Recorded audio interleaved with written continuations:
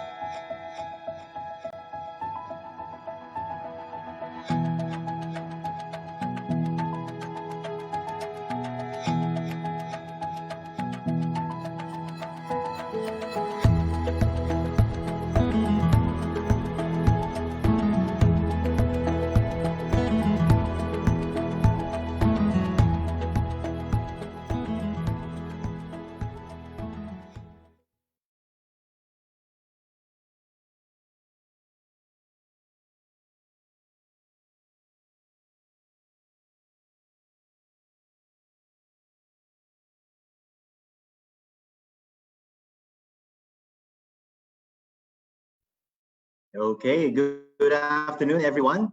Thank you for tuning in to Inclusive, the Inquirer webinar series presented by the Philippine Daily Inquirer and Icon Executive Asia. My name is Pat Soya from Icon Executive Asia, and I will be your host for this live stream event. Inclusive is a series of virtual seminars produced by the Inquirer, spearheaded by the members of the Inquirer's esteemed editorial team. It takes on an inclusive approach to learning. Everyone is encouraged to join the event and participate in the discussion online. Conducted via live stream, a chosen subject that is of current concern will be discussed comprehensively during the seminar and will showcase subject matter experts on the subject who will share their best practices. For our discussion today, we will be focusing on architecture and planning in the new normal. It's definitely an interesting topic and of course, definitely timely that most of us are curious to know about. But before we move on and introduce our panel to the viewers and our moderators, we would like to thank the following sponsors who made this live stream possible: Ortigas Land, Alveo Land, Avida Land, and Wilcon Depot. Before I turn this over to the moderators, we have a special treat for everyone, courtesy of Avida Land. As you can see, I'll be flashing on the screen a QR code where you can join the Avida Pop Quiz and get a chance to win special prizes. Avida is giving away 2,000 worth of Ayala EGCs. Winners will be announced at the end of this live stream. Again, scan the QR code to join the Avida Pop Quiz. To those who won't be able to join, don't worry, as we will be still flash the QR code at the middle of this program. Again, that's Avida Pop Quiz. Okay, so those who won't be able to join will be flashing the QR code in the middle of the program, and the winners will be announced at the end of this live stream. Again, thank you so much to Avida for the Avida Pop Quiz. And now I'll be turning this over to one of our moderators, Ms. Tech Samaniego. Good afternoon, Tech. Hi, Pat. Thank you.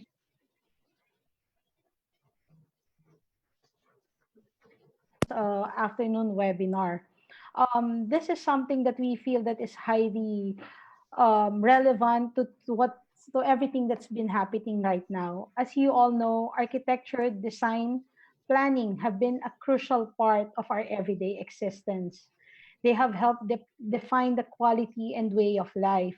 Over the years, we have shown how the world's architectural landscape has changed and evolved to adapt to the need and call of the times. From caves, bahay na bato, bahay kubo, to high rises and luxurious homes. Now, as we enter a new phase, a new normal, we would like to understand how architecture, design, and master plan developments can ensure a safe, healthier, and better built environment to ensure that lives will continue to thrive and economies will sustain the robust growth. Again, a pleasant afternoon to everyone. And I would like to introduce my co-moderator for today, architect Victoria Mawis Aliston. She is a regular writer of the Philippine Daily Inquirer's property section. Hi, Vit. Hi, Tech. Hello, everyone. Thank you for inviting me to join this timely discussion. So, as a designer, I have directly felt the impact of the COVID-19 pandemic on the architecture and construction industry.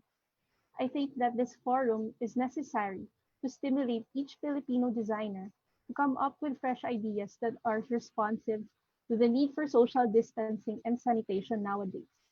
Despite the challenges that we are facing, this is the perfect opportunity for us to create something new, something that can actually save lives and change the statistics of those affected by the COVID-19 disease in our country. So I'm excited to hear what our leading experts in the field has to say about this. Thank you for that quick introduction, Vit. So now let me proceed to introducing our esteemed panelists for this afternoon's discussion. First on board would be another Inquirer regular contributor and esteemed architect Joel Luna. Architect Joel Luna is the founder and principal of Joel Luna Planning and Design, a master planning and architectural design firm which he started in 2017. He is a registered architect, environmental planner, and a certified BERDE professional with over 30 years of design experience covering the fields of architecture, planning, urban design, and design management. Again, welcome, Architect Joel. Hi, Tech. Thank you for inviting me to be part of your webinar again. Hi, Vit and Pat. Thank you for Philippine Daily Inquirer for this opportunity.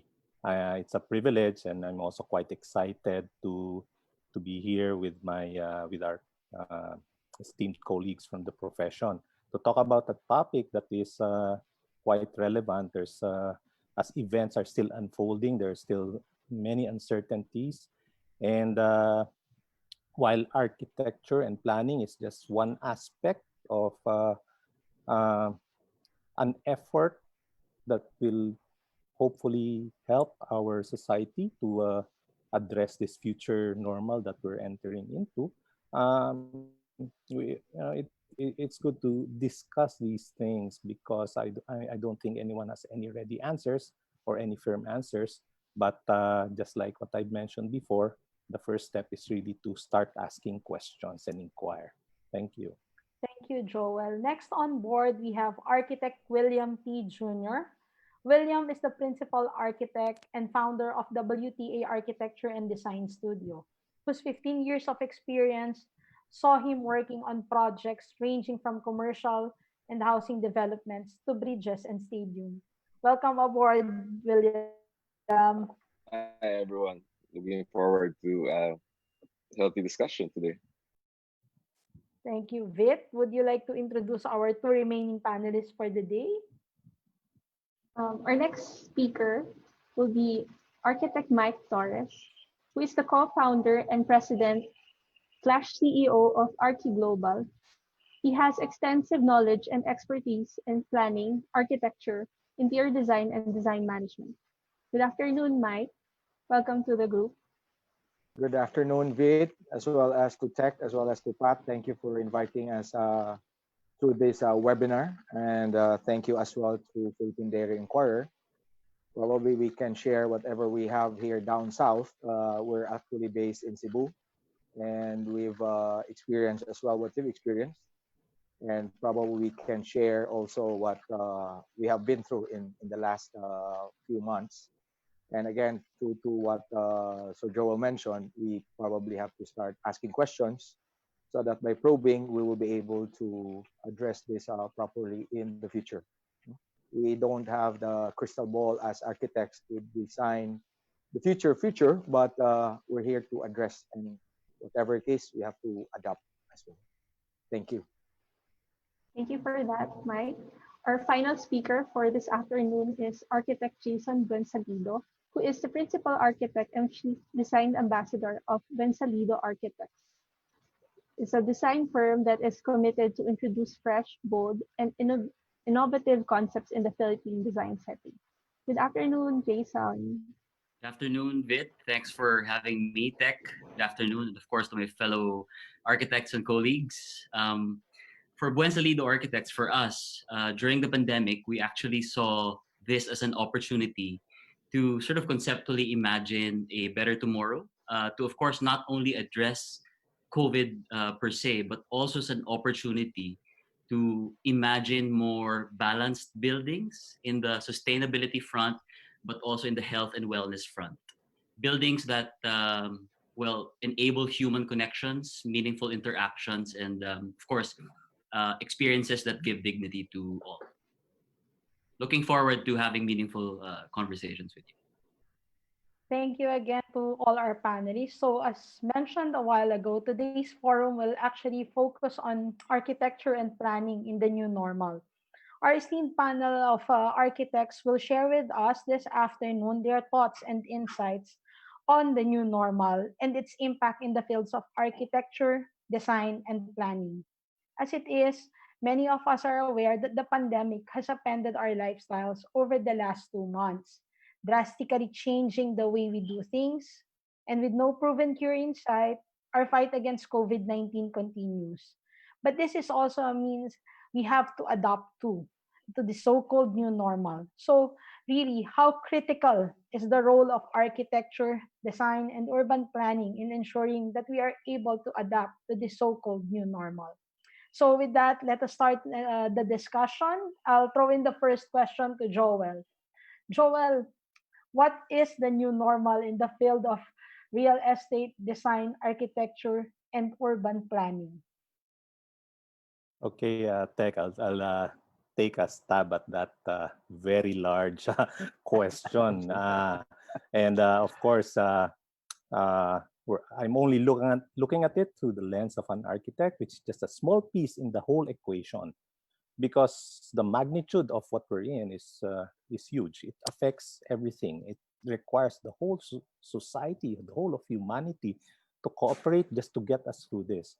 So, and as you mentioned, the world was essentially turned upside down. We woke up to a new reality that is so different from what was just 3 months ago. So what was that old normal? If you're to answer what the new normal is, maybe we should step back. So like 10 years ago, we started on this, within the real estate industry.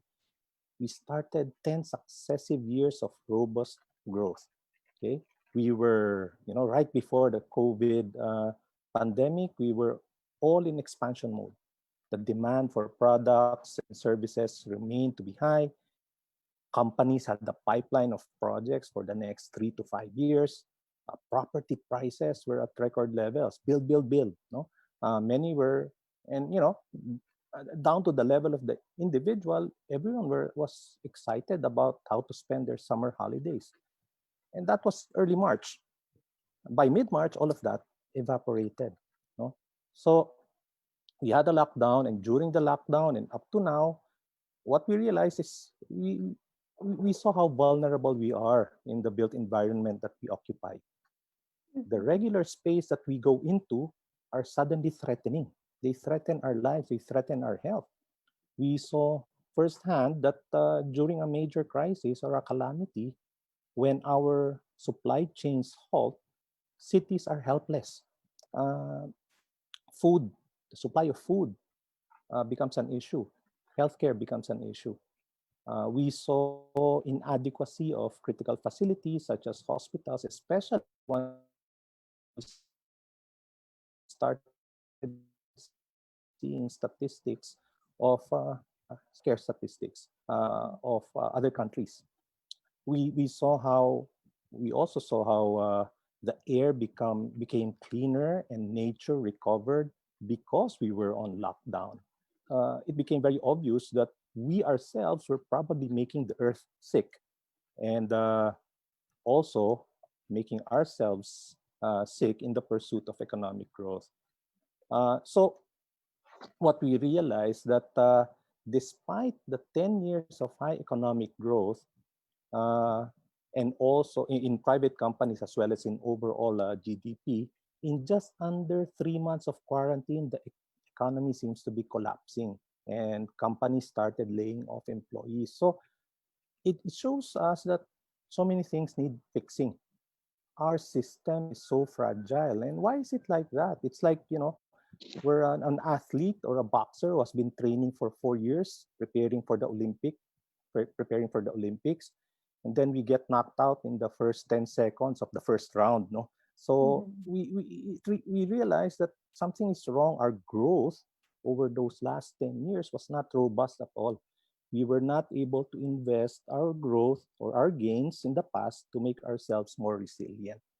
So it seems to point the idea is that maybe we have been in crisis for a long time, and the tipping point was COVID. So what we're calling now as a new normal is an adjustment, a period that is quite painful, but we need to adjust, hopefully towards something better, a better Mhm. future. Uh, and that is a necessary adjustment we need to make. Why? Because this is not the last pandemic we will experience. This is not the last crisis we will experience. So how should we envision our future so that these inevitable crises are less crippling to the economy and less deadly for us? How do we plan cities, for instance, so that food is assured even in a crisis, even during a crisis? That is a challenge for planners. For architects and urban designers, this requires us to imagine space in a new way so that we can respond to new behaviors or even shape those behaviors. How should the new workplace be? How should streets be designed with the changing patterns of mobility? How should marketplaces, schools, restaurants be reimagined so that they don't put people's health at risk? And most importantly, we should constantly ask ourselves, who are we designing for and towards what end? Okay, thank you for that, Joel. William, I just wanted to ask, kasi Joel mentioned a while ago that this can be a perfect time to somehow also do some rethinking and maybe a reset. But in all this new normal, how critical do you think is the role of architecture, design, and urban planning in ensuring that we will be able to manage to adapt to this so-called new normal? Well, I feel like the only constant is change, right? And so I think as architects, we're always trying to explore and experiment and maybe figure out new ways of how to make our cities work and trying to, build a better community. And I think in the case of the pandemic, now we're kind of realizing the role that architects play as a very central figure in the construction industry in terms of like how we can kind of like orchestrate and bring things together. And so I feel like, an architect's role as a builder, as an explorer of new ideas, I think it's a constant thing for us architects. And that's a strength that we can play on. And as we move forward, as we try to figure out different ways of how we can make our communities work for this post-pandemic future, I think we should not forget that there are still strengths in our community that we can kind of like keep pursuing. And so I think for us, it's just trying to continue what we do and trying to imagine a better future, and hopefully it works. But Jason, do you think, of course, the developers will be there trying to adapt to this so-called new normal. But how big is the role of the architects, urban planners right now, Jason, in adapting to this so-called new normal? Yeah, so I kind of echoed to what you said before the discussion when we were huddling, right? Saying that is there a common or standard reactionary role for the architects?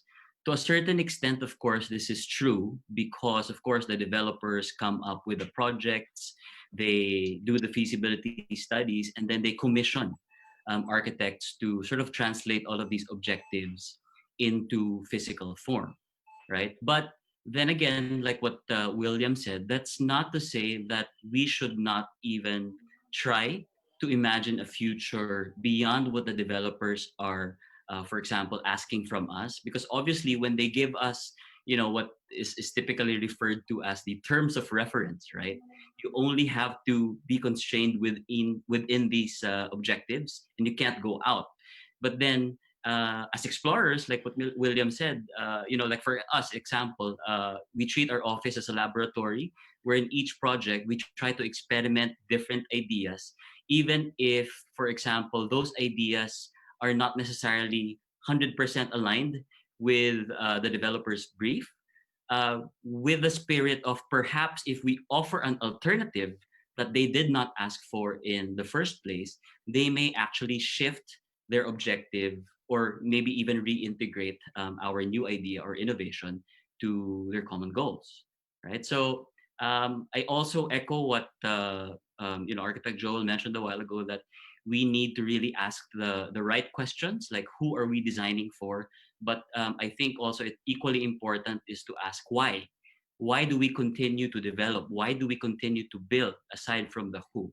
I mentioned in the presentation earlier this morning is that we've noticed that there have been a huge change of mindset and behavior in society, like from consumerism and excess. Now it's become the priority as always is now safety, security, health, and family.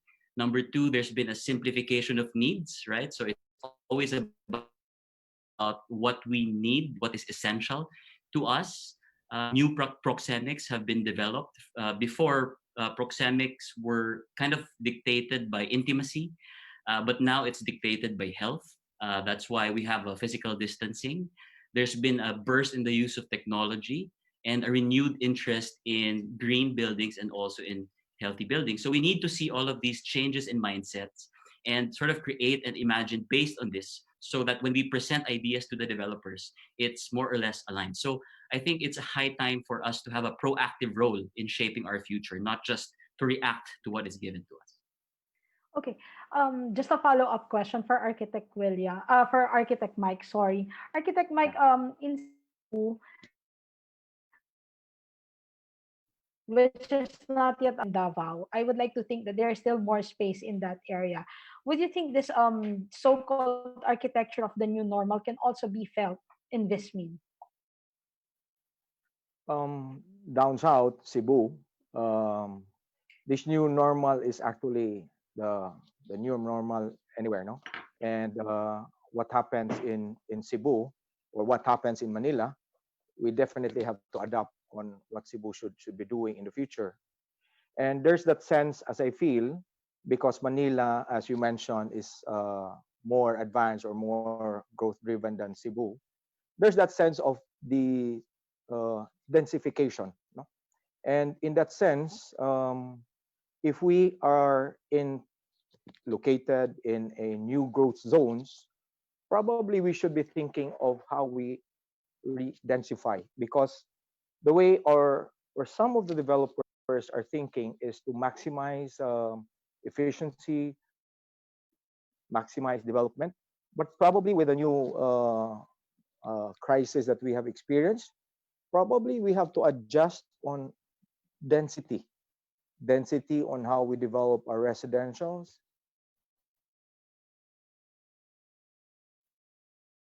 the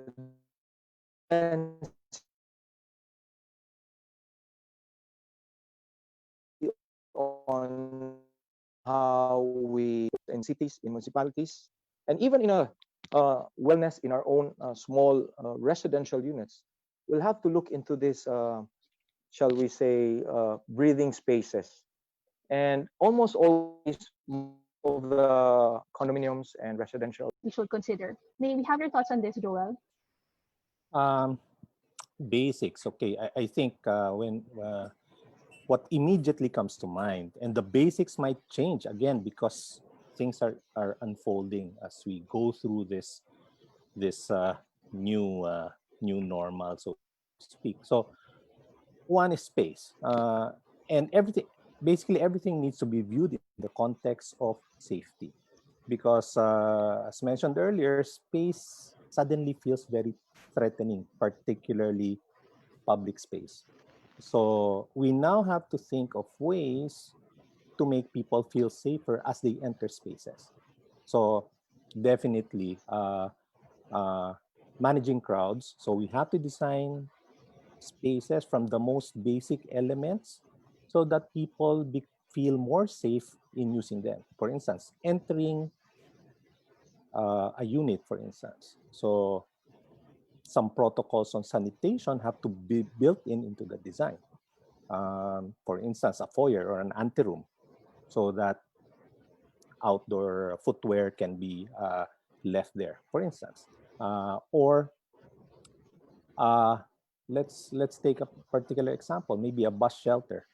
How do you now design those bus shelters so that we are providing adequate space? Or how do you incorporate these suddenly more essential things, such as you suddenly need more laboratories to wash hands. They have to be more accessible, and you have to put them in areas where there's a lot of congregation. So you also need to think about what makes certain surfaces easier to sanitize. So those will be the most basic. These are more the tactical items that we can do, allowing more space between people. And you see this in several areas, doing a bit of retrofits. That's why we have those markings on sidewalks or in waiting areas to make sure there's adequate space. And those are more reactive measures. But I think as we go through this process, there will be more deliberate efforts to build in those designs in a more purposeful manner, so that because the behavior will start to shift towards that direction. Okay? And therefore the spaces have to adapt. Thank you for that, Joel. Do you have anything to add to this, William? Like, what are the basics for you when it comes to new normal design? I think now we're gonna have to try to realize that there's a great lack of localized amenities, in terms of like public amenities like schools and stuff. And since we want to mitigate congestion or massive congestion and congregation in certain areas, I think we need to figure out how to get our public spaces more local, and so we can create individualized community bubbles, minimize transmission, through communities. And I think we have to figure out how to get housing in place. I think the idea of like a modern shop house or an atelier where people actually stay where they work. And so I think housing is kind of like key here, because we're not realizing that most of the time, architecture and development is pretty much market oriented. It's a consumer led capitalist development system. And I think we have to shift to a more community based one where we actually build for the community instead of like for market forces. And I think our institutions and government will have to figure out how to solve all these gaps in our cities, in our communities. Jason, I just have a question.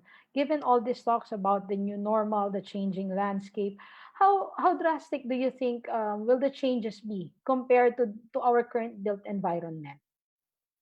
Initially, I'm sure the changes won't be as drastic because, like, for example, owners of buildings and perhaps even cities will try to, I guess, delay drastically changing their buildings as much as possible in the hopes that the cure is, imminent, right? Um, but there will be a change, and there should be a change. It's just a matter of when. But I'd like to focus on housing as well.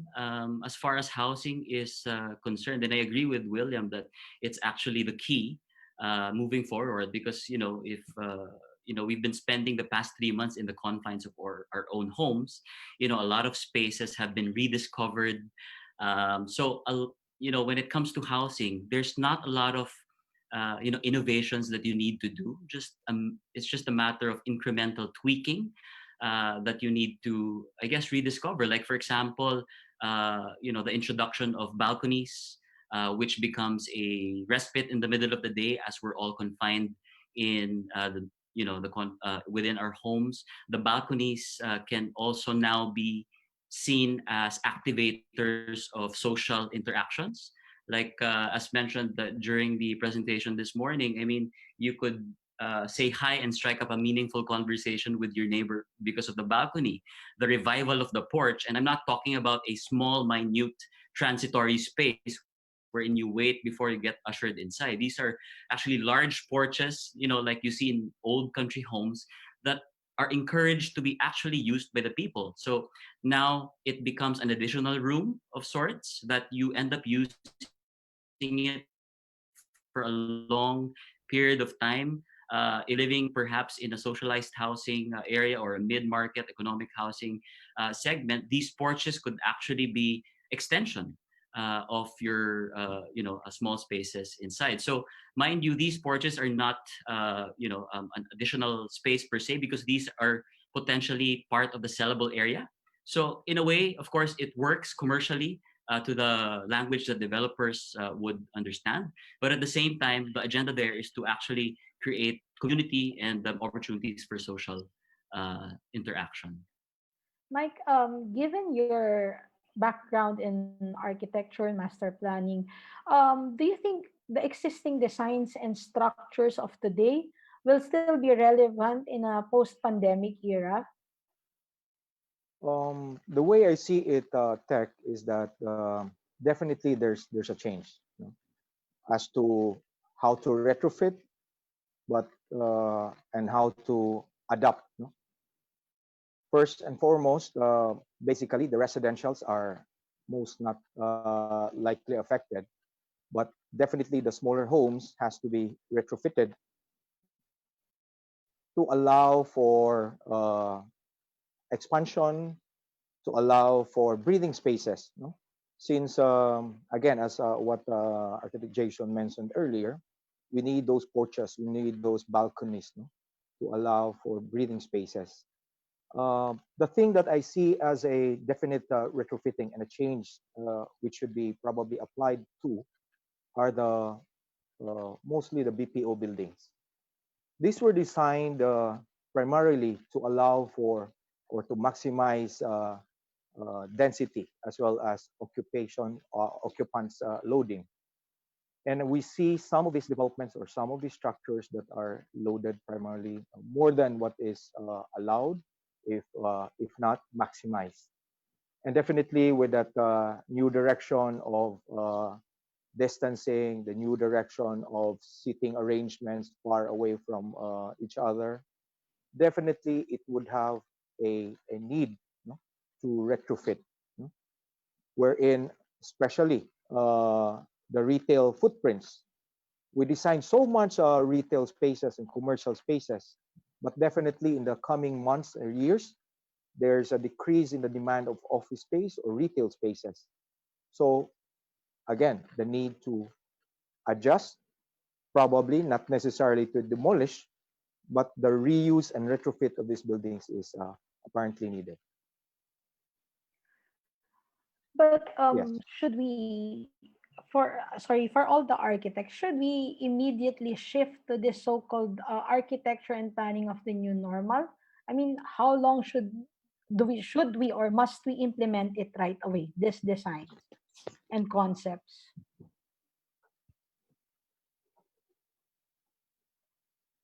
Anyone from Um, the panel? well, I Yeah. think we have to be more careful about what the new normal is, because architecture takes so long, and by the time we actually execute what we're planning now, a lot of things could change. Things are changing so fast right Yeah. now that you cannot just assume that something should be adapted wholesale. And so I think the thing that we can really try to solve right now is try to plug in the gaps that we can see are becoming so evident, in our cities. Like I think now they're trying to figure out EDSA, for example, or bike lanes and mobility systems. I think we have to plug in the gaps first in our communities, because for us to come up with new infrastructure or new things, that will take some thinking, and some realizations first.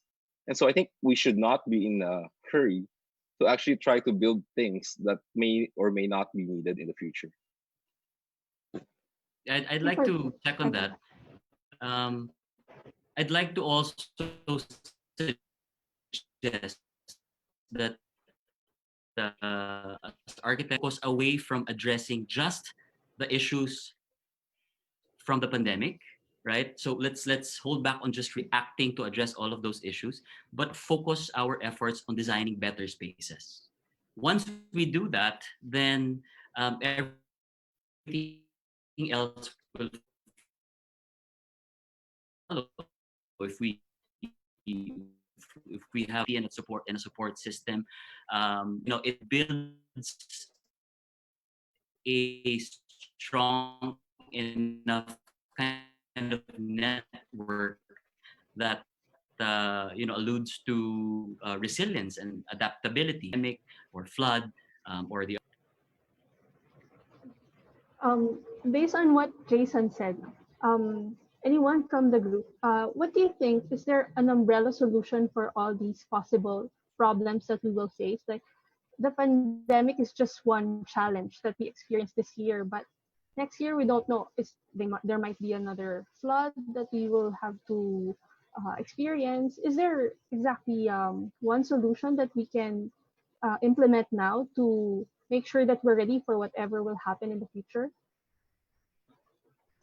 Um, I think we shouldn't try to look for a silver bullet. There probably is no single solution, but more of a series of solutions. But maybe we can look at certain principles that, again, like what Jason mentioned, it's really about resiliency. How do we embed resiliency in the way we design places and spaces? Because it's very difficult to predict the next crisis. But this won't be the last one, and this probably not even the most severe. Climate change is still out there, and that's like a slow pandemic. How do we learn from this current crisis that we're in so that we're able to make ourselves more resilient or less fragile?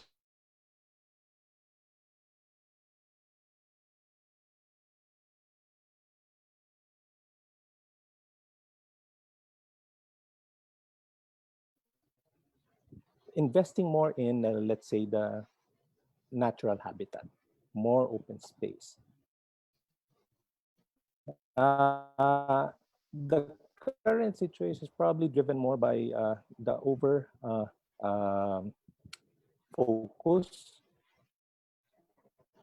on economic growth, and it there's inequity, there is environmental damage, all of which has made us less resilient. So it is a very complex situation. And I would agree, focusing just on the COVID crisis and trying to address that single issue will not necessarily make us more resilient. We have to look at ways, what is it that is really wrong with our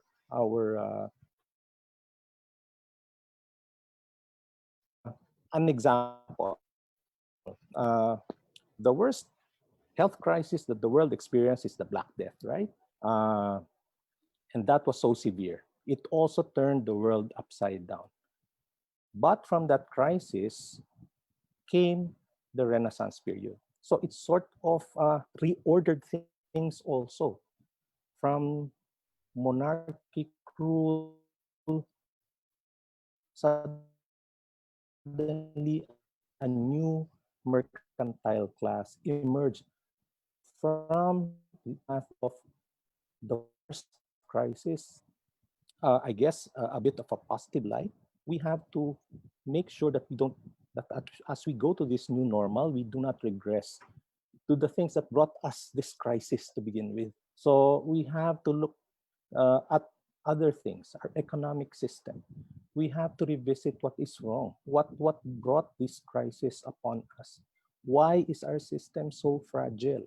Why is it that after 10 years of very good economic growth, 2 months of quarantine, we're on the verge of collapse? Why is that?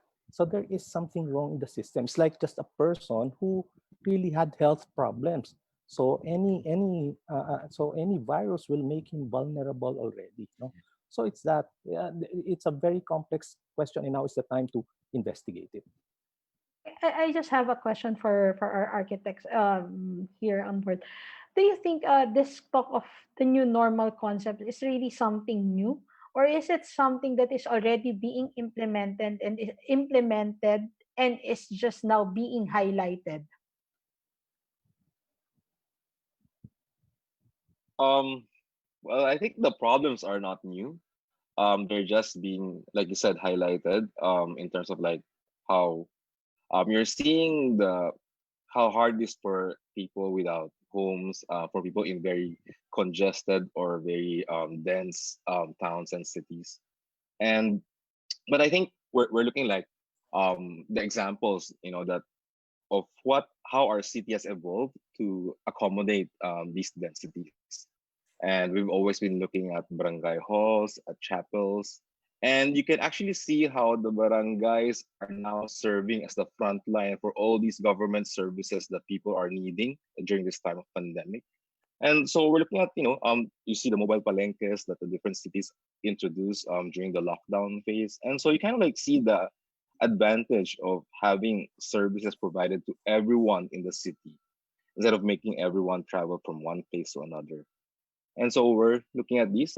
We were working on the quarantine facilities for the hospitals, and I think the difference of having these spread out through the city, even through our country, in different hospitals, and being immediately available and to augment, these spaces. We're looking at trying to build community parks right now, and I think, we're all trying to work on these problems together, and it's not a new problem. They're just kind of like highlighting what we've been experiencing. Jason, Architect Mike, any thoughts on that, please? Yeah, I would have to agree. I think the state of our spaces, talking about buildings per se, not not cities and towns, right? But talking about buildings, I think the state of our spaces have been on a continuous decline as far as quality is concerned. Like, for example, vertical living, high-rise structures. You have all of these corridors that are dead majority of the day because they're just simply passed through by people for 5 or 10 seconds. Spaces slowly getting smaller and smaller. So the quality of living in if we have only built these spaces with quality in mind, for example, allowing human interaction, as mentioned a while ago, to occur. And imagine if we've designed these hallways in vertical communities to be light filled, or perhaps even have these public spaces not only on one floor for an entire building, but on every floor, or on every other floor. So that constant desire to be connected with nature, which we feel nowadays because we're confined within our homes for the last 3 months, would have been addressed, actually. So I guess it's that apathy to sort of address all of these human issues and focus on economic growth, on commerce, on selling, on profit, that has driven us to where we are now. Okay, that's such an interesting conversation that we had there. How about for Architect Mike? Um, Is it that something call, that's already existent in Vismin? This kind of challenge. yes, Tech. This call for greater sustainability has been there. I mean, we've always had that green living, and this has actually, if we did this, no, 10, 15 years, 20 years prior, we would have adapted ideally. So that call to be sustainable was there ever since. And I see a shift because the way I see the development, probably this crisis that we have experienced made us think that, again, we have to allow for certain spaces. We have to allow for this security area, or shall we call system of disinfecting, sterilization areas, health and wellness. These are things that are usually the selling point prior to COVID. And now it's being tested, right? So, in other words, we'll have to address this in the coming projects in the near future. Well, now, as I mentioned, we'll have to address on redensification for some of the industries.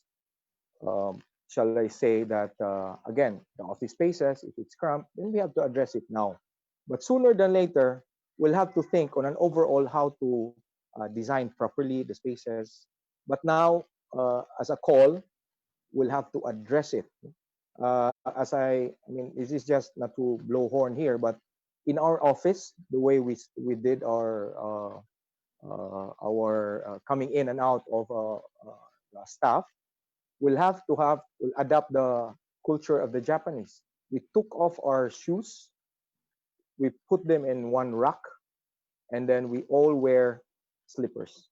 And that way, it's just a very concrete way of addressing sanitation and sterilization of our office. So again, there's a need to address it the now. There's a need to address in 6 months to a year, because later on, as we human beings are social being. So later on, we go back again to the usual. We go together. We eat closely spaced rather than far. So there's a cycle. It doesn't. I mean, I'm a guy thinking of something positive in the future. It will happen that we go back to our pre-COVID.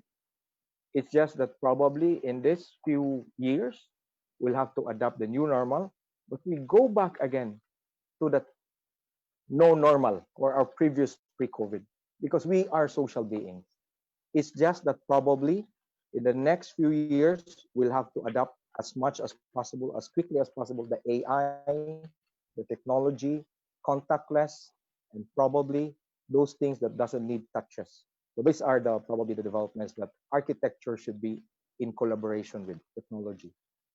Okay, that was quite an interesting first half, and we can see that many of our viewers have already started sending in questions for our panel. But before we go to that, we will take a quick break and again flash the QR code for our viewers. They can simply scan it, join the pop quiz, win exciting prizes from one of our partners, Avidaland. Again, we'll be right back and we'll be answering more of your questions. Thank you, everyone.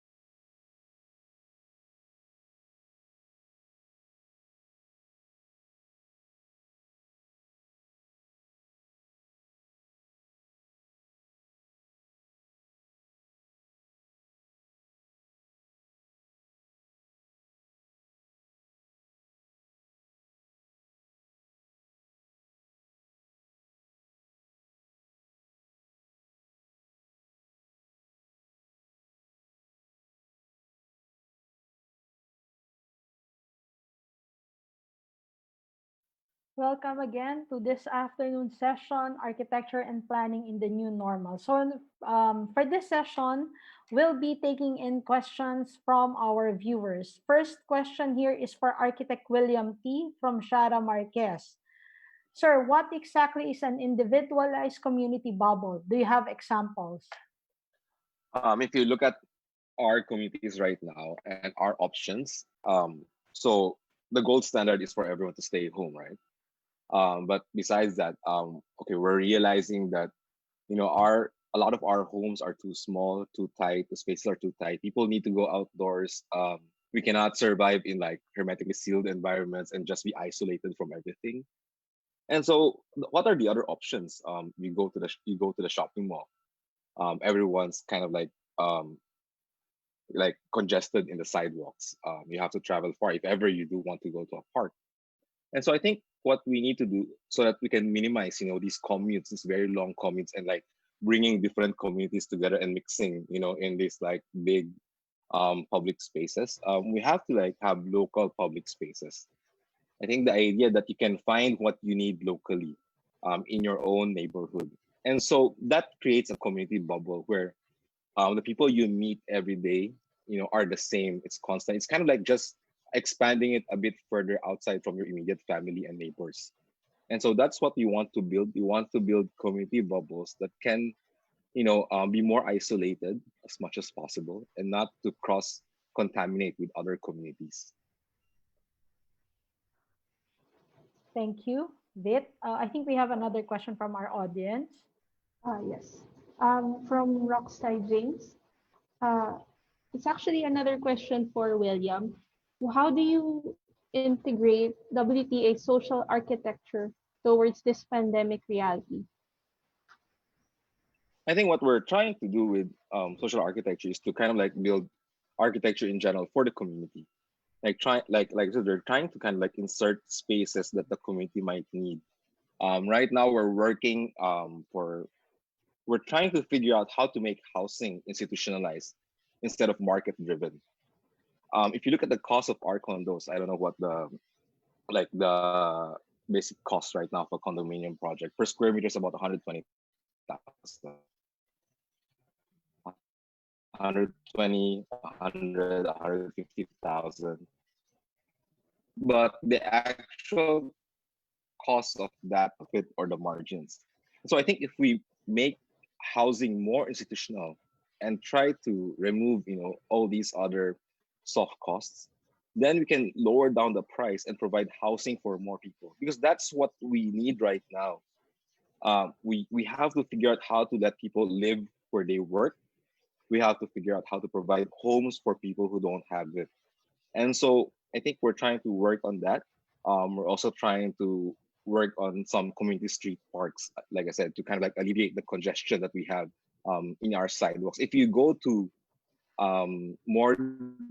more dense communities we have, like for example in Tondo, you will see everyone crowded in the sidewalks.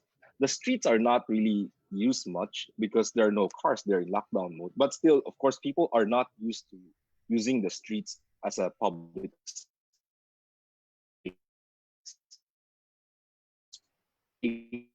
for people. And I think that's something that's really being pushed by everyone. And I think that's really amazing. Okay, this one is from Jason, for Jason and Joel. In this new normal, should the DOH be more involved in the design process? And for Joel, where would you take your cue considering health in the houses and buildings that you are designing? Yeah, so for me personally, I don't have a lot of hospitality projects, but the principle of involving different groups, different entities into whatever housing type is absolutely a must. So, for example, if there is a housing project that we're talking about, then a not just the developer and architect should be part of the planning group, but definitely there has to be an idea exchange between HLURB and even the users themselves, the target users themselves, so that a more kind of inclusive product may be imagined by the proponents of the project. What happens nowadays is, like what William said, it's market driven, right? You make a product and then you push it to whoever wants to buy it. But less time are dedicated by developers, builders, whether it's a city developer or a building developer, to actually engage with the people that they do want to serve. Because most often than not, their priorities, their values, what is important to them may be different from the people, the proponents of the project, right? So there has to be an effort to listen, more than push a product to a particular target market. Okay. Tech, regarding your question on, if I understand it correctly, it's about how do we now approach our projects And if design-wise. and if the Is that correct? DOH should actually be on I see. board. Okay. Mhm. Okay. I think we also want a streamlined process. Health guidelines and are plentiful, and maybe that's a starting point. Not necessarily just DOH. There's this whole body of knowledge about healthy environments, healthy buildings. The opposite of that spectrum is the sick buildings, and that idea has been around for over a decade. No, so there is that knowledge. We just need to go back to that, because before, these ideas about creating healthier environments were considered a add-on item. It was, some even may think of it as frivolous or unnecessary, but now it has attained a new level of urgency. So we need to go back to some of these principles and adapt them to our buildings. I think it will take a while for government to come up with real guidelines mandated. That requires a lot more study, and they will have to, it goes through a process before you can come up with policy. But in the meantime, there are these numerous sources of knowledge on how to create healthier environments. The most simple is, say, putting more open space, more light and ventilation indoors, or balconies, as was mentioned earlier. We saw over the quarantine period how balconies became a very helpful element in homes. So there are these touches that you can begin to incorporate in your designs so that they are more adapted to this new reality. Our next question is from MGCI Rola. This is for Architect Mike. How can we incorporate the agricultural importance on the city, and on how can we incorporate agricultural design and its importance in city living design? Agricultural. Yes. Wow. How can we consider the agricultural sector in our design for the new normal? Um, in the last couple of months, although these are not big things that I've seen, I look into small pockets of gardens, small pockets of vegetable gardens that has been ongoing for now. Even our friends in Rotary have been doing this in their own backyards and even in their own units. So not in a big concept of agriculture, but what I'm saying is we have to be sustainable. We have to be self-sustaining. If we can maximize our spaces, no? Within our spaces and incorporate it in our living development. So I'm looking at uh, doing this self-sufficiency within our premises. No? So I hope I answered that question, because I think agriculture is something big, but the way I see it, probably the needs from your vegetables that you can immediately use is what I need as a sustainable thing that I can probably put forth on my table. No, so that's the way. Even living in a city, you can be sustainable with just a few of this pocket garden. I hope that answered I'd the. I'd like to add to what Mike mentioned, because we see that as sort of like an emergent behavior. Because of the lockdown, people started planting their own vegetable garden. So there is that need, but we probably need to scale that, because we saw how cities are like food islands. There's no supply of food because the supply chain, land use policies preclude commercial agriculture in non-agricultural areas. So maybe that requires a bit of a revisit. We have to reduce the food miles. We have to make food more accessible to in cities to make ourselves more resilient, to lower the cost of food, to enable more community building. Because some cities, like the Rust Belt in the US, that's how they recover after industries collapse. Then they took to urban agriculture. So there's a lot of benefit, but sometimes policies get in the way of these new ideas. So that's worth looking at. And similarly, the private sector can probably start introducing these kinds of amenities or products that in communities to encourage that kind of land use and behavior.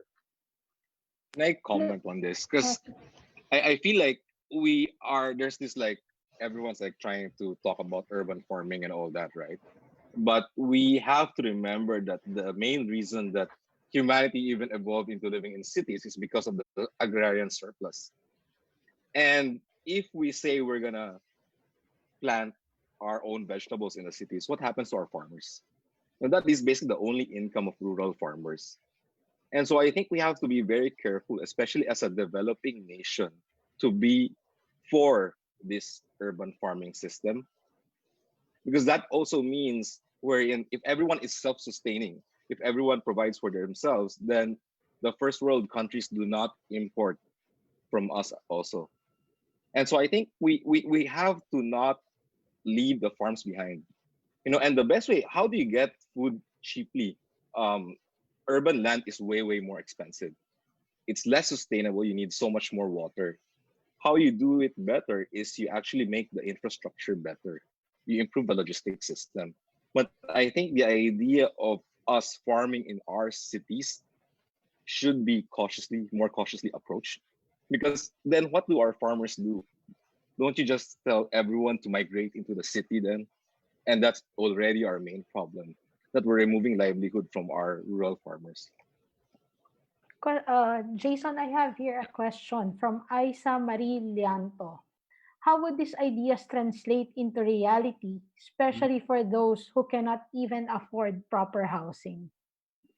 Yeah, so that reverts back to my comment a while ago, wherein, of course, as architects, we can, drum up all of these creative solutions and, ideas to, I guess, address the issues brought about by the pandemic. One way is definitely to partner up to seek out actively developers who have the same spirit as you. So, for example, if it's housing that we're talking about, maybe as architects should not stop looking at just private developers, but perhaps approach government groups who are involved heavily in low cost housing to provide a high quality housing for them while integrating, of course, the improvements that we're trying to suggest. It's important to note also that as architects, it's impossible to address all of the problems, all of the building types, and all of the issues because the built environment is a complex sort of issue that involves policy making, operational protocols, and a long list of complexities that we are only a part of. So, of course, the most that we can do is be proactive with influencing ideas and how built environment is shaped, but at the same time treat every project as an opportunity to incrementally improve a current uh, building type. So changes such as ideas talked about here don't have to be disruptive per se. They don't have to be large. In fact, if we had just, for example, uh, designed our spaces like with a lot of natural light, a lot of natural ventilation, open spaces for community to interact. All of these are actually just basic. So if we had designed it from the very start 20 years ago and did not change and did not allow these spaces to decline as dictated by commerce and economic growth, then we would be more adaptable to the limitations that are imposed by the pandemic now. Okay. I have here another question. A while ago we talked if the new normal is really something new. Then some are asking if we already have examples of these buildings that are already built, and are those that are green and sustainable can be considered as something that is new or adaptable to the new normal? Anyone can answer that? Are green buildings now the trend in the new normal? I'm very contrarian in terms of green buildings. I don't think the future is in sustainable materials or technology.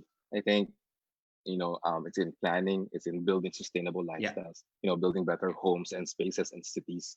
A properly planned dense city will always be more sustainable than the greenest materials you use in a sprawling city.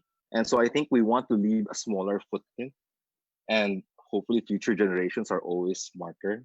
And so the thing that we have to be mindful of is how much of the earth do we kind of like consume and occupy. And I think that's really in terms of planning and sustainability. Well, my Okay. contribution to that is less about architecture and more about mindset. I think there has to be a total change of mindset within or amongst the human civilization for that matter. So we should shy away from consumerism, right? I actually coined it as a uh, progressive primitivism, wherein, of course, you're always talking about progress, moving forward, talking about efficiency and sustainability of our urban cities, but at the same time, primitive in the sense that you only consume just what is right, not overly, consume as what is, suggested by capitalism. So once we have that kind of mindset, I think a hyper local kind of existence or kind of cities is possible, wherein we support local businesses.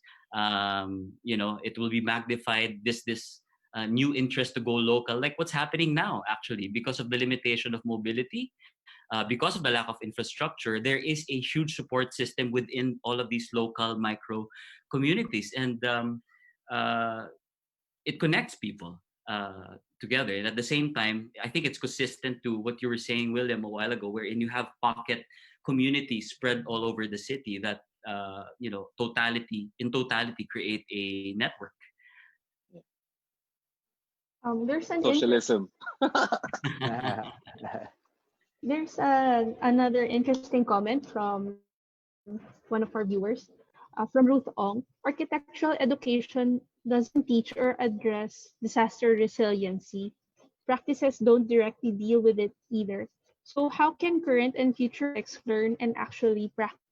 I hope this pandemic jumpstarts the conversation and action to deal and educate the community about designing for resiliency, not just coming up with band-aid solutions. So what are your thoughts on this, Architect Joel and Architect Mike? Okay, well, Joel. architectural education, right? So it does. Well, I think my opinion on that is that 90% of what you will experience as an architect in the profession wasn't taught in schools anyway. And that's why we go through that rigor that after 5 years of college, you intern with the firm to learn the things that weren't taught. And this is one of them. Again, there is no precedent to what we're experiencing now, except for the Middle Ages, right? So we are learning things as we go along, and there's no formula. We have to actually evaluate the old formulas and calibrate them. So what needs to be taught, I will have to go back that rather than specific learning points that need to be taught, we go back to first principles, okay, of creating livable communities, creating healthier environments. I agree with what William stated that sustainability is more about uh, lifestyle, but we have at our disposal as designers creating environments that encourage sustainable living or sustainable lifestyles. For instance, mixed use developments, compact communities, places that make cars optional because there are alternatives such as walking or transit. in how they're planned, then that encourages sustainable living, which, by the way, correlates strongly with healthy lifestyles. So you can shape environments so that they're adaptable to certain behaviors that are healthier and more sustainable. So they influence each other. I wouldn't say that we shouldn't, green buildings probably don't help. I guess it's a question of scale. Um, Green buildings in themselves are just looking at that particular microenvironment, but you now have to adapt those principles to a larger scale. And maybe that's what the architectural education should get into. Re-establish old concepts, tropical design, natural ventilation. All of a sudden, these are very relevant. So we have to go back to them and we teach them and we learn these things. Mike, what are your thoughts Yeah, on this? yeah, Vit. Architecture as an industry or as a profession is a continuously evolving and that can adapt to the needs of the times. So if this such thing that we've experienced with the COVID-19 pandemic, it will surely have its mark, and education has to address it early on. And hopefully, these measures that probably the education can address at an early stage, this will definitely help in the future. And as I mentioned, this outbreak, these are things, this crisis, these are things that we don't go to waste. It should come as an opportunity to learn. So with that, I suppose education plays a big role in to address this. Great. Okay. Down to our last two questions. As much as we want to continue our discussion, I think that's the only time we have left. Okay, I have here a question. You have mentioned quite a number of changes or doable considering that we already have a fully built environment in Metro Manila. And is adapting to the new normal even possible for real estate segments and even in related industries such as architecture, design, construction, and urban planning? Anyone of you can answer. May I start? Okay, Um, Jason. well, the answer to that is, of course, a big yes. These ideas are not meant to be applied exclusively to new builds, right? I mean, of course, before we set out to develop anything new, we have to answer the more important questions, like as what discussed previously, like who are we developing for, why are we developing, and why don't we simply reuse perhaps or adapt existing buildings towards new ideas. So adaptive reuse is definitely a must. So and different ideas of self-sustaining communities can actually be integrated into existing developments in various scales. So my answer, at least to that, is a big yes. I think the cost of not doing so is much greater, Yeah. than the cost of actually adopting better planning principles. Right now, we're seeing it's measured in lives and livelihoods lost, and I think we cannot kind of like live like locusts where we consume and move on, right? We cannot keep expanding and building new communities and just making grand infrastructure projects. We have to figure out how we can also fix our current city. We cannot just leave the core of a city behind and let it decay and just Yeah. say we're going to build better suburban communities. And so I think it's actually an opportunity for us to kind of like revisit this, because if you look at the scale of architecture and the time frame that we're looking at in terms of building, it takes about 4, 5, 7, 8, 9 years to build something right now. And so maybe since we need faster solutions, then we actually should look at what we have currently and try to figure out how we can make this work for us. So it's actually an opportunity for us to kind of like solve a lot of our societal problems, because it's almost like a reset. I think, especially in terms of like transportation, where you're seeing now what you see now is something that we could not enforce Mm. ever. And so I think this is an opportunity for us to solve, these problems. But it's also an opportunity for us to refocus on what we need to look at in terms of development. We look at the people, we look at people getting left behind in our communities. How do we solve this problem? We cannot relocate them now. That's good. And so I think we just have to remind ourselves it's about the people.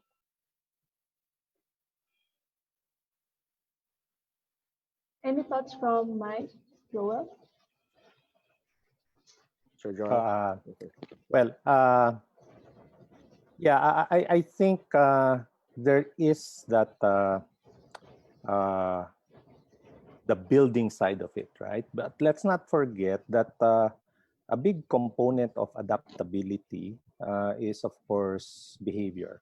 So, meaning, even in an existing building or an existing space, certain behaviors have to be in place. You don't necessarily need to suddenly retrofit your entire home for as long as you implement more sanitary processes.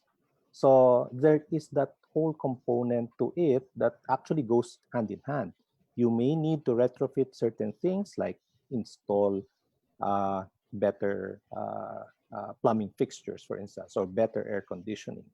But in the meantime, and even more importantly, even after you've constructed these retrofits, is the maintenance part of it.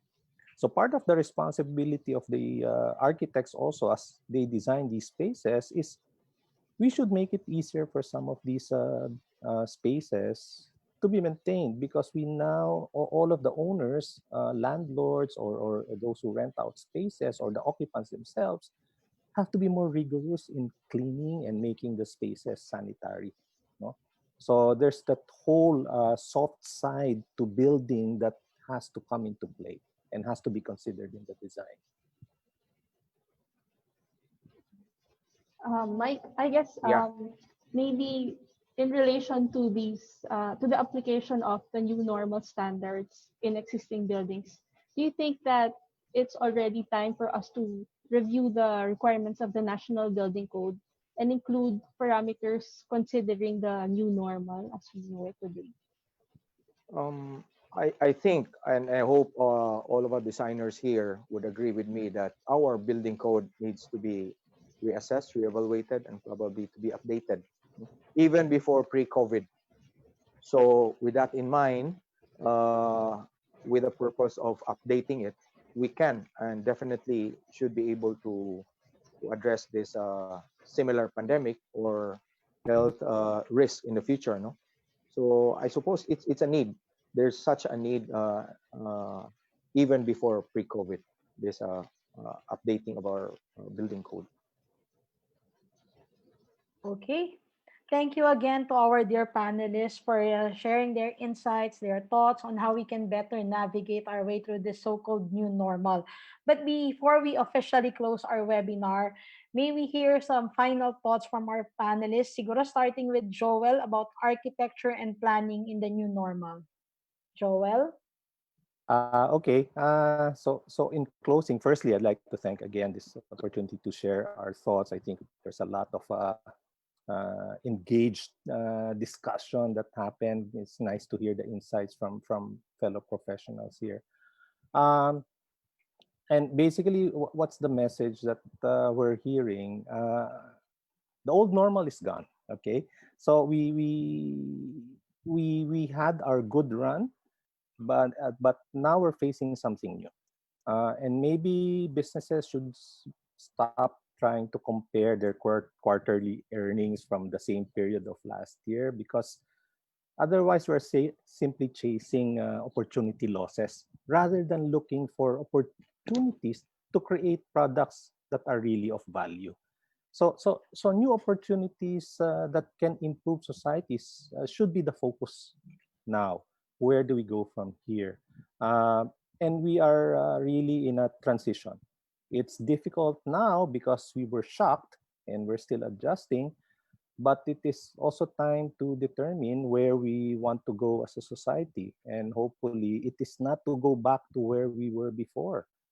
because that might just bring us back here. So it's an opportunity to really evaluate what needs to change, and we should look at it beyond the physical spaces, because for me that's more tactical. This is a chance to really see what needs fixing in terms of our economic system, in terms of cultural systems, maybe even political systems, so that we are able to respond to things like this uh, in a better fashion. No?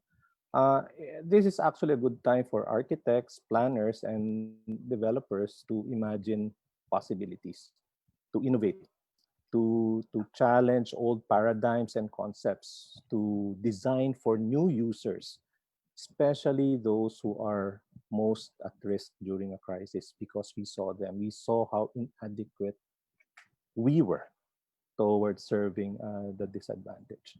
Um we cannot address the future solely with the ideas of the past. What's good though is a starting point is probably to look at the bright side of what happened during the lockdown period. We saw a lot of cooperation. We saw a lot of volunteerism. People who went out of their way to help. William T is one of them. So these are acts of heroism, acts of compassion, or a way of giving. So it brought out the good in us. No? So maybe there's a chance for us to institutionalize those things, to create a culture of caring. So maybe that's the way forward. We came from a decade of growth and profitability. We experienced a crisis. We started helping each other out. So maybe it points us to the direction of where we should head. And so the challenge is uh, for architects and planners to leverage our ideas to find ways to protect the many, the 99%, and especially those among us who are most at risk. Thank you. Architect Mike, your thoughts, please. Yeah. We architects are at this again prime movers as well. No, although as Joel mentioned earlier, we are not alone. We're just a part of that solution, and this comes to happen when everyone collaborates for creating that better, sustainable future. And there's no better way than creating a very compelling vision. We have to create a strong, compelling vision for our development, regeneration, as well as urban renewal program that will deliver a long-term value to everyone and to the masses as well. So we have, as designers, as planners, create that strategy that will enable developers to see our shared vision. This becomes a shared vision. And we have to communicate this better for us to have that very strong purpose. And I suppose this approach will be very much essential that we can demonstrate this in the future. Work hand in hand with the LGUs, with the political leaders, with the communities, and not just communities. We have to work well with we work well with our designers, our engineers, and most of all, our clients, no? Our clients, our developers, as well as people that are innovative thinkers. So with this, we'll be creating better buildings for a better world. Thank you. William. I think if you scratch off the surface of any architect, you'll find an idealist and a socialist. And so I think that's an interesting thing for us to be, because we're the main proponents of change in our built environment. We are the ones trying to imagine or trying to solve problems for what is to come. And so right now the possibilities are endless. But we must not kind of like forget the people that are getting left behind by society. And so we have to, like Joel said, figure out how we can make our institutions stronger, because these are not things that can be solved by the market or even by government alone. I think we need to build our institutions stronger, because that is really what is lacking, in our society. That the professionals, we must come together, the thinkers, if you may. And I think we have to keep reminding ourselves that we cannot segregate or isolate ourselves from the rest of our cities or humanity, and we have to kind of like solve this problem in this generation. And now is quite the opportunity to do so. And so I think if anything, we should just leave something better, for the next generation. Thank you. And then Jason. Yeah, so firstly, thank you, Tech, Vit, for having us. It was quite a discussion. It was great. We exchanged thoughts, discussed a lot of creative ideas. We even used our imagination to arrive at a post pandemic world, right? Although the reality is nobody knows, what is going to happen, how it's going to pan out.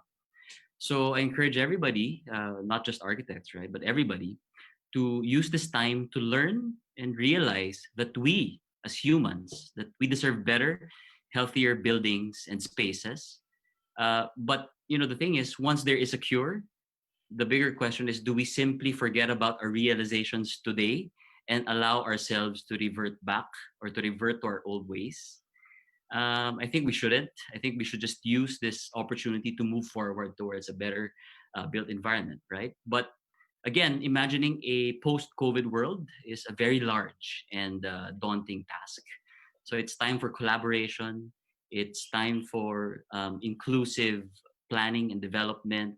It's let's stop being divisive, right, and just start being collaborative. Just to work with each other towards something that's better, something that's more positive than what we're going through now. So as architects, we definitely cannot do it alone. So this is also a call to the public to recollect along with us as well, to examine what you have and maybe in a way demand a better quality of space for our buildings, for your buildings. This is also a call to developers, policymakers, government officials, LGUs to sort of significantly shift priorities and values, perhaps, from profit to more of the planet, people, communities, wellness, and meaningful social interactions, from perhaps compact spaces that focus on selling, on sales, right, to more humane spaces that give dignity. So I'm sure there's a balance somewhere there. So all of us have to pool our resources together and sort of work together towards a better future. Thank you. Okay, maybe also, before I finally close, maybe also hear from Vit her thoughts on our discussion. Um, Thank you to everyone. We heard a lot of interesting concepts and insights today from seasoned architects. It's quite refreshing to gain these insights from a local perspective, especially because many ideas have been already exchanged in international magazines and forums, but rarely has it considered the Philippine setting. So I think personally, what I get from this is that as architects, we can be catalysts for change, especially in this new normal. But in general, this does not only rely on us, but rather the whole public. So each person, whether an architect, an engineer, a developer, or just a regular person, a regular guy, he or she has a part in making sure that the statistics for COVID-19 won't rise now in the upcoming future. That's all. Okay. Thank you so much again, everyone. As a closing remark, again, I would just like to thank our dear architects, planners, designers, for doing the best that they can in order to adapt to this so-called new normal. I would just have a personal appeal. If we could please continue creating buildings that would inspire our people, continue creating landmark structures that will amaze and be an inspiration to everyone. Again, to our dear architects, please help us heal the Philippines and create an even better, brighter, safer world for everyone. Thank you. Have a good afternoon, and I'll pass it on to our Bye. host, Pat Soyaw. Thank you, everyone. Thank you, Tech. Thank you, Vic. Okay, thank you once again for those wonderful insights from our speakers. And thank you for being part of Inclusive, the Inquirer webinar series presented by the Philippine Data Inquirer and Icon Executive Asia. We definitely learned a lot from our subject matter experts and all about architecture and planning in the new normal. I think there's one more thing that we're looking forward to aside from what we have learned from our speakers. the winner for our Avida Pop Quiz. But before we announce the winners, we would like to thank the following sponsors for making this live stream event possible: Ortigas Land, Alveo Land, Avida Land, and Wilcon Depot. Special thanks to our organization partners, the Philippine Daily Inquirer, Inquirer Property, Icon Executive Asia, and to our live stream partner, Shoppertainment Live and Inquire.net. And now, for the winner of our Avida Pop Quiz, we'll be flashing your name on the screen. All right, so congratulations.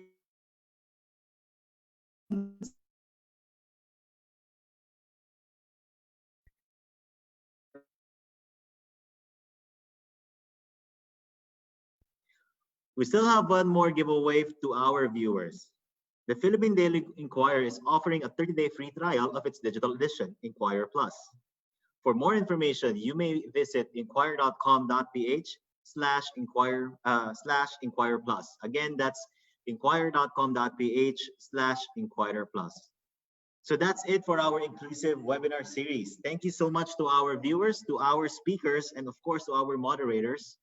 My name is Pat Soya from Icon Executive Asia, and thanks for tuning in. And here's the last word from our sponsors.